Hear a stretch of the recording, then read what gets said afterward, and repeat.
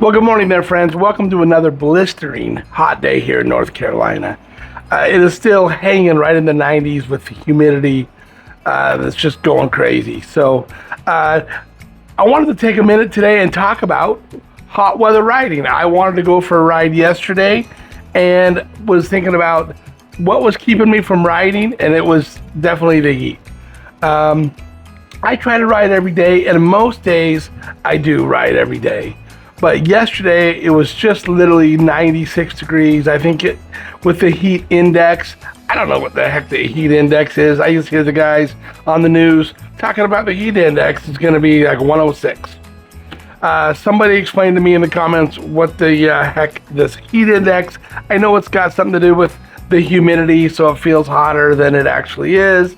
But anyway, it's just been blistering hot. So I wanted to talk to you guys about ways you can ride, what to look out for, and ways to mitigate the heat, because that's what we're dealing with right now. It is the dog days of August.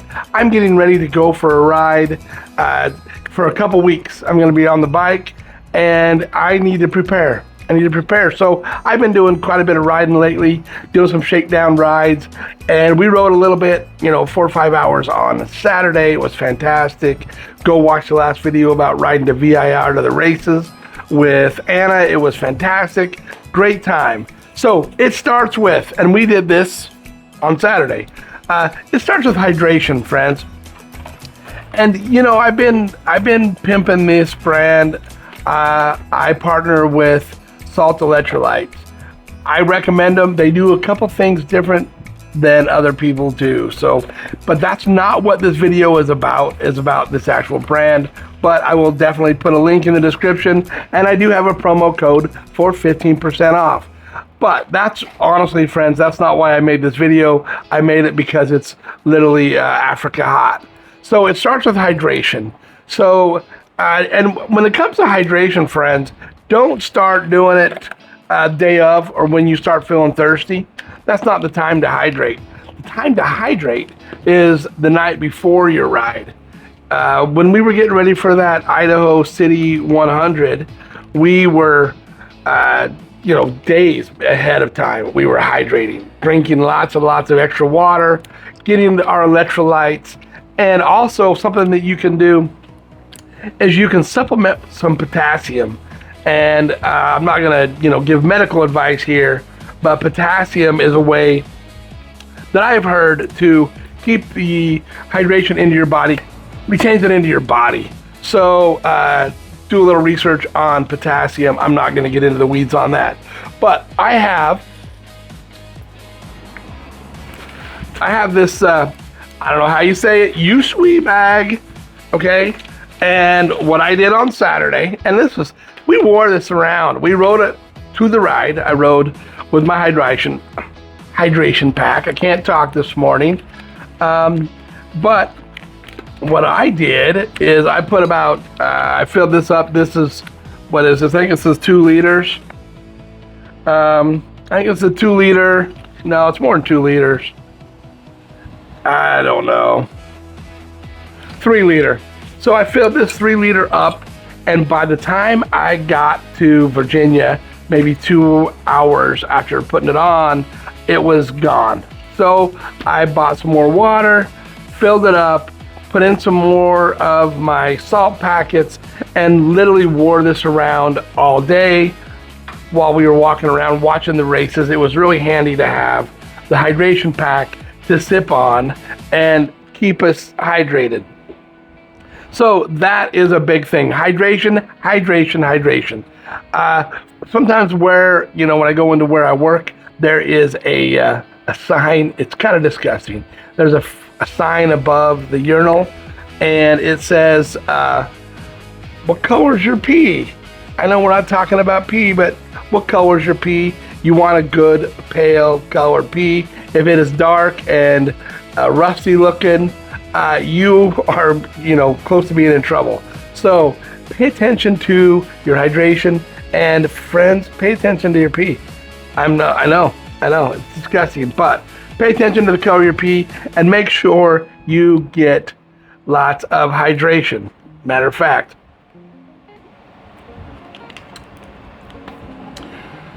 All right, moving on to the second thing is ventilation. When you're riding in the hot weather, you need good ventilation. I did, in fact, way back when, I think it was my first or second video ever on YouTube, I reviewed these MSR gloves, and I talked about whether they were good for hot weather riding, and they are. These are above average. I don't think they are the best. They've got pretty decent ventilation, but they are good. But you know, when it's hot outside, your hands, mine do, they sweat, and these are a little bit. You know, I fight. You see them on my videos. I kind of fight to get them on when my hands are sweaty, but they got good ventilation and their protection. Don't skimp out on your gloves. Second thing here, or piece of gear, is a vented jacket. This is a vented jacket. I am a huge stickler on protection. I know that sometimes we battle in our heads as motorcycle riders about protection. It would be nice to just jump on. I mean, I always put a helmet on. That's another story, but I always wear a helmet. But when it comes to your jacket on a hot day, this thing's a little bulky, but I'll tell you what, when you're riding this with this jacket on, this is the MSR cryo mesh jacket, okay? It's got front protection, back protection, elbow, shoulders. I've gone down and I've been wore my Alpine Stars jacket, and I love my Alpine Stars jacket. It's a fantastic jacket. It's just not as ventilated as this jacket. But I've crashed on that jacket on a dirt road and come out unscathed. So the jacket came out unscathed, and I myself come out unscathed.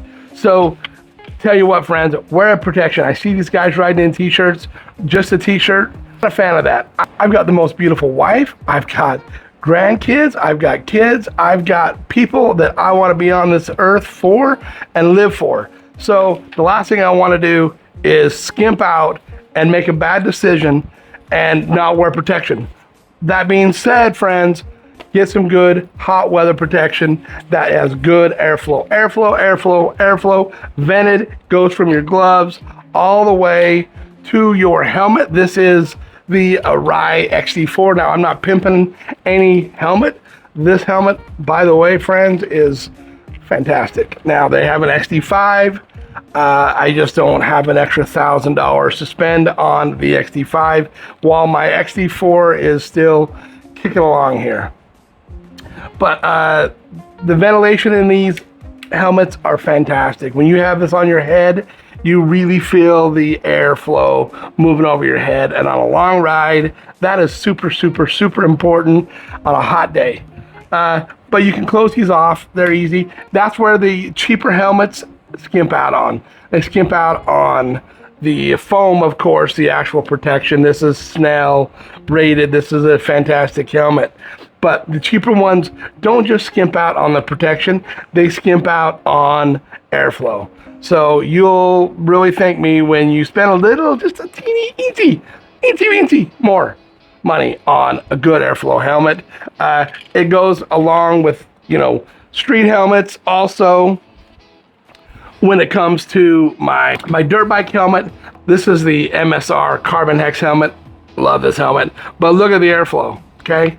The airflow here, there are better ones, but this one is, I think, probably an 8 out of 10 when it comes to airflow. You really got, it's got vents up here.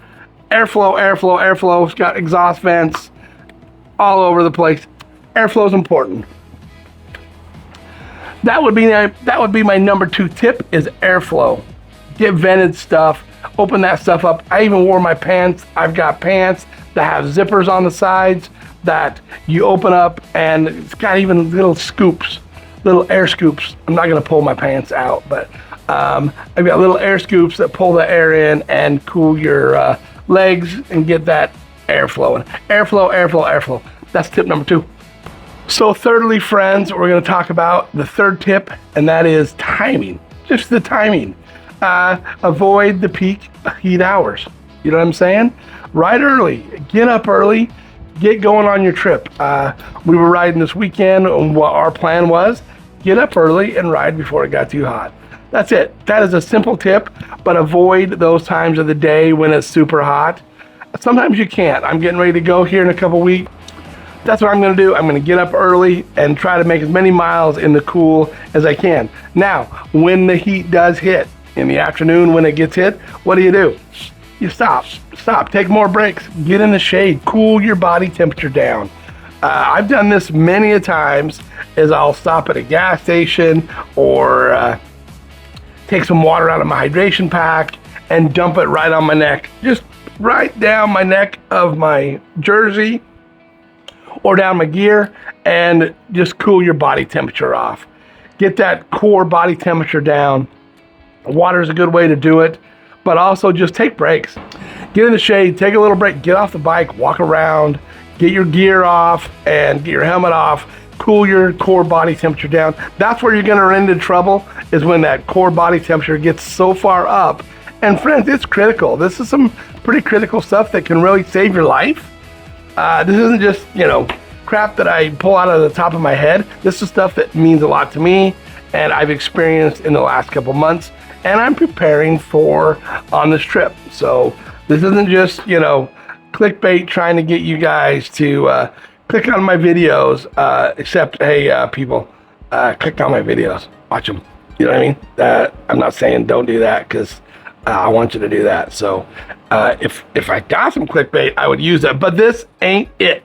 Okay, this ain't it. Hydrate, get some airflow, and time management. Get up right early and avoid those peak afternoon. Take a break in the afternoon, lay underneath a tree, take a nap, get on the bike when it gets a little cooler, and ride another couple hours in the cool evening air. So try that out. Number 4, sun management. Sun management, keeping the sun off of you. How are we going to do that? We already talked a little bit about it, but this is still number 4, and it's still very, very important. Sun management. Keep the sun off of your skin. Let me tell you a quick little story. I was in the United States Marine Corps and have done a lot of hot weather training and been in hot weather temperatures where it's ridiculously hot. And one thing that we learned in the Marines, which I was really, it was a new policy for me, or it was a new thing. When I was a kid, whenever we would go outside in the heat, we would strip down, take your shirt off. We would, get as least amount of clothes on as we possibly could. But, we lived out in the farm, so, it wasn't a big deal. But that is not the right thing. When I was in the Marine Corps, we wore camouflage, of course, to not be seen in the bushes.